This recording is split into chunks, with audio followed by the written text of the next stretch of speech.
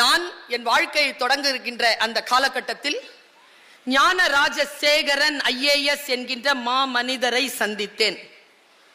தொலைபேசியில் அழைத்து அவர் என்னை தன்னுடைய அலுவலகத்திற்கு வர சொன்னார். அப்பொழுது வடபழனியில் இருந்தது அந்த அலுவலகம்.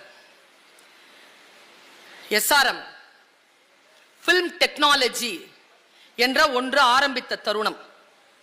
அவர் சொன்னார், பிலிம் டெக்னாலஜிக்கு பிள்ளைகளை நாங்கள் தயார் செய்கிறோம். அந்த ஒரு பட்ட படிப்பை 4 ஆண்டுகள் அளிக்கிறோம். நீங்கள் எங்களுடன் இணைந்து அதற்கு உதவி செய்ய வேண்டும். கதை சொல்லுதலும் காட்சிப்படுத்தலும் என்கின்ற தமிழ் பாடத்தை நாங்கள் வைக்க விரும்புகிறோம். அதற்கான பாட திட்டத்தை நீங்கள் வகுத்து தர வேண்டும். அந்த பாடத்தை நீங்கள் எடுக்க வேண்டும் என்று என்னிடத்தில் கேட்டுக்கொண்டேன். 7 ஆண்டுகள் நான் அங்கே பணிபுரிந்தேன் விசிட்டிங் ப்ரொஃபஸராக. அப்பொழுது எனக்கு நேர்ந்த ஒரு அனுபவத்தை, அந்த சொல்லில் இருக்கக்கூடிய ஏதோ ஒன்று எனக்கு, மந்திரம் அப்படிதாங்க, அப்படித்தான் வேலை செய்யும். மந்திரம் அது வேலை செய்யும்.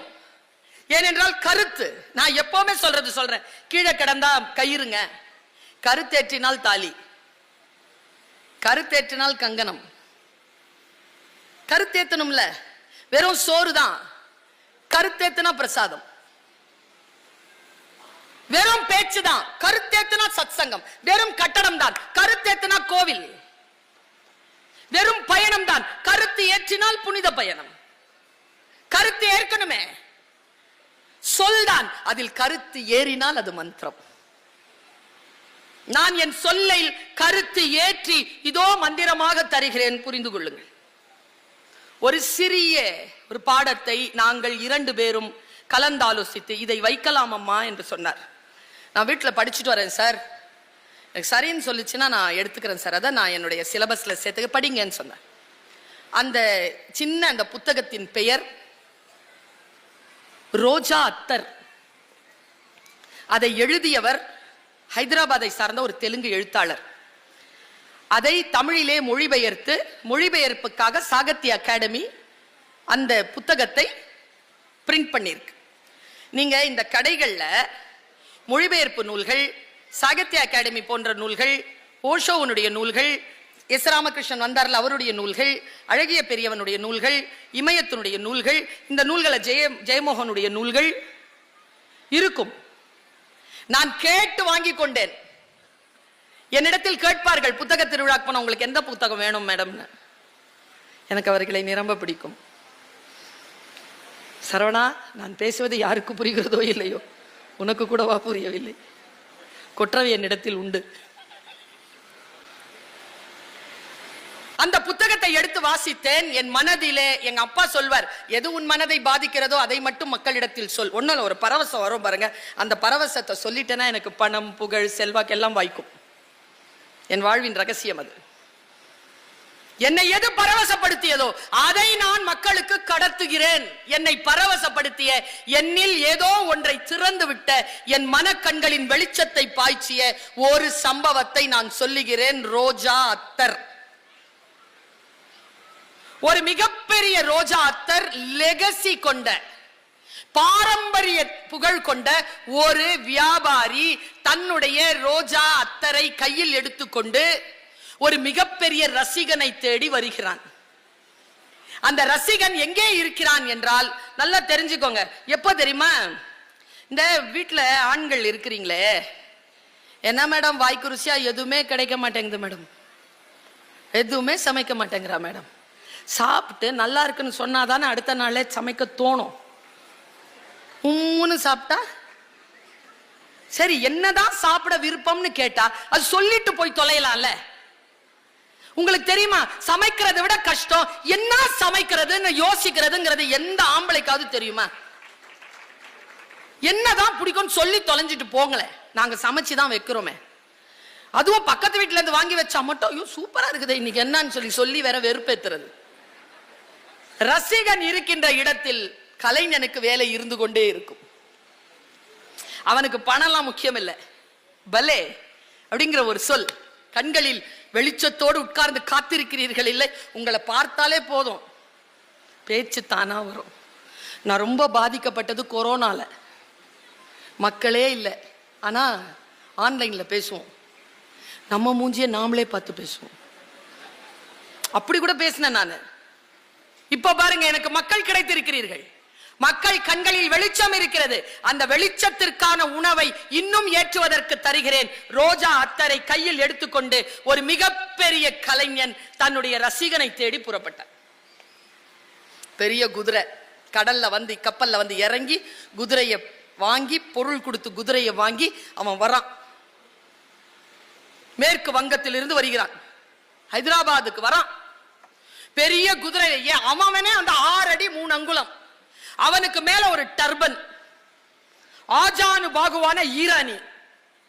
அப்படி வரான், தேடி வந்து இறங்கிட்டான். 1 மாச பயணத்துல வந்து லேண்ட் ஆயிட்டான் ஹைதராபாத்க்கு. ஹைதராபாத் அவன் நினைச்ச மாதிரி இல்ல. அவன் நிசாமை சந்திக்கணும்ன்றான். நிசாமை சந்திக்க முடியாதுங்கிறாங்க.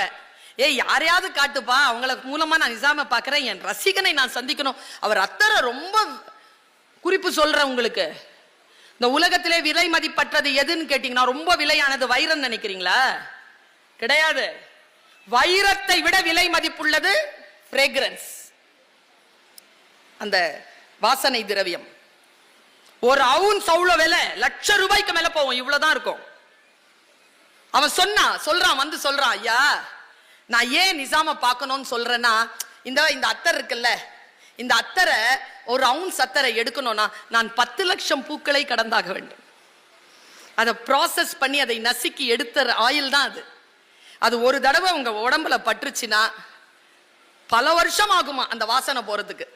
அந்த மாதிரி நான் ப்ராசஸ் பண்ணி, அதுதான் எங்க குடும்பத்தினுடைய வழக்கம். நான் இந்த மாதிரி ஒரு அத்தரை நான் கொண்டு வந்திருக்கேங்கிறது உங்க நிசாம் கிட்ட சொல்லுங்க. ஒருத்தங்கிட்ட கூட்டிட்டு போறாங்க. அவரு திவான் தொப்பெல்லாம் வச்சுக்கிட்டு ஒரு திவான்ல படுத்துட்டு இருக்கிறாரு.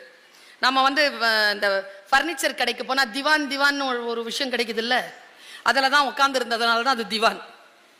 திவான் உட்கார்ந்து இருக்கான். திவான் கிட்ட போய் சொல்றாரு, நான் நிசாமை சந்திக்க வேணும். நிசாம் எல்லாம் பார்க்க முடியாது, எதுக்கு பார்க்கணும் உனக்கு? இல்லை, நான் அத்தர் கொண்டு வந்திருக்கிறேன். சரி, அது அத்தர் காட்டு. அவன் உஷாரு. அவன்கிட்ட இருக்கிற மாஸ்டர் பீஸ் தான் ரோஜா அத்தர். அவன்கிட்ட மொத்தம் 3 பீஸ் இருக்கு. ஒன்னு சாண்டில், ஒன்னு ஜாஸ்மின், ஒன்னு வந்து ரோஜா. 3 இருக்கு. அவன் பார்க்கறான். சரி, சந்தனத்தை செலவழிச்சிருவோம் அப்படின்னு சந்தனத்தை எடுத்து, ஐயோ அந்த புக்கை நீங்க படிக்கணுமே, நான் சுமாராத்தான் சொல்றேன். அவ்வளோ அழகா எழுதியிருப்பாருங்க. அவர் மொழிபெயர்த்த ஆளினுடைய கரங்களுக்கு கோடி வணக்கங்கள். ஒரு மொழியை இன்னொரு மொழிக்கு எழுதி அதை வசீகரிக்க செய்கின்ற ஆற்றல் மொழிபெயர்ப்பாளர்களுக்கு உண்டு என்பதனால் தான் மொழிபெயர்ப்பாளர்களுக்கு அவ்வளவு விருதுகள் வழங்குகிறது உலகம். பாருங்க, உட்கார்றான். அப்படி ஒரு காலை எடுத்து வச்சுட்டு ஒரு காலை மண்டிட்டு தன்னுடைய பெரிய ஒரு வெல்வெட் அங்கியில இருக்கக்கூடிய ஒரு பகுதி அப்படி எடுத்து அந்த அங்கியை அப்படி முன்னால போடுறான். போட்டு அந்த பேழையை எடுத்து அந்த திவானுக்கு முன்னால் அப்படி ஆஜானுபாகுவான ஒரு உயரம் ஆன மனிதன் இப்படி தாழ்ந்து இப்படி சலாம் சொல்லி அந்த பேழையை அப்படி கொடுக்குறான். கொடுக்கறதே அவ்வளோ அழகா இருக்கு. ஆனா நம்ம திவான் வந்து புடுபுடுன்ட்டு ஹுக்கா குடிச்சிட்டு இருக்கிறாரு. டேய், அவன் என்னவோ கொடுக்குறான் வாங்கடாங்கிறார். அப்போ அப்படி நிமிர்ந்து பார்க்குறான். இவன் ரசிகன் இல்லை என்பது தெரிந்து போய் மனம் வலிக்கிறது அவனுக்கு. அந்த அத்தரை கொண்டு வாடாண்ணா. கொண்டு வந்த உடனே அதை பார்த்துட்டு இத்துணுன்னு இருக்குல்ல, இதையா நிசாமுக்கு கொடுக்க போற? தூக்கி போடுறான். பின்னால் இருக்கிற காவலாளி அதை பிடிச்சிக்கிறான். இது எனக்கு உடனே எந்த காட்சி தெரியுமா ஞாபகம் வந்துச்சு? மைக்கேல் மதன காமராஜ் படத்துல இந்த குஷ்பு மேடம் வந்து ஒரு சின்ன அரிசியில தாஜ்மஹாலை வரைஞ்சி கமல் சார் கிட்ட கொடுப்பாங்க. கமல் சார் சமையல்காரரு. அதை எடுத்து நறுக்குன்னு கடிச்சிட்டு பழைய அரிசி அப்படிம்பாரு. அந்த ரேஞ்சில், அந்த குஷ்பு மேடம் ரேஞ்சில் நிற்கிறான். அவன் பார்க்குறான். உள்ள கொண்டு போய் கொடு அப்படின்ட்டு, போ அடுத்த வாரம் வான்றான். அவனுக்கு புரியவே இல்லை. என்னடா கொண்டு வந்த 3 சொத்துல ஒரு சொத்து போயிருச்சேன்ட்டு போறான். இன்னொரு ஆள் கிட்ட கொண்டு போய் நிறுத்துறாங்க. இன்னொரு ஆள் அதே மாதிரி அவங்க கிட்ட இருக்கிற ஜாஸ்மினை வாங்கிக்கிறான். இப்ப அவங்கிட்ட இருக்கிறது ரோஜா அத்தர் மட்டும் தான். அவன் அந்த ரசிகன் இடத்தில் சேர்க்கணும். இல்லைன்னா இவ்வளவு துயரப்பட்டு வந்ததில் அர்த்தம் இருக்காது. அவனுக்கு பணம் வேண்டாம், புகழ் வேண்டாம், எதுவும் வேண்டாம். நான் ஒரு கலைஞன் என்பதனை என் ரசிகனுக்கு நான் தர வேண்டும். அந்த உலகத்திலேயே அத்தருக்காகவே வாழ்கின்ற அந்த நிசாமை நான் பார்க்க, இவ்வளவுதான் அவனுக்கு நோக்கம். ஒரு வாரம் நிக்கிறான் பசியோட. தேத்தண்ணி குடிக்கும் பொழுது ஒரு டீ கடைக்காரர் சொல்றார், நிசாம் வந்து வியாழக்கிழமை சாயந்தரம் நிசாமுத்தீன் தர்காக்கு போவார். அங்க போய் தான் அவர் வந்து தொழுகை நடத்துவார். அவர் அப்படி சாயந்தரம் கிளம்பும் போது பார்க்கலாம், இல்லைன்னா வெள்ளிக்கிழமை காலையில கிளம்புவார். அவன் சாயந்தரம் வந்து பார்க்குறான், இல்லை வெள்ளிக்கிழமை காலையில நிசாம் கிளம்புறாங்க. ஐயோ, புக்கு வாங்கிட்டு போய் படிங்க. சரியா? நான் சாப்பிட்ட ருசியையே பார்த்துட்டு இருக்கிறீங்க, நீங்க சாப்பிட வேண்டாமா? போறாங்க. அவன் காலையிலங்க சூரிய உதயத்துக்கு முன்னாலேயே போய் நின்னுறான். நிசாம் வரதுனால நிறைய பேர் நின்னுறாங்க அந்த இடத்துல.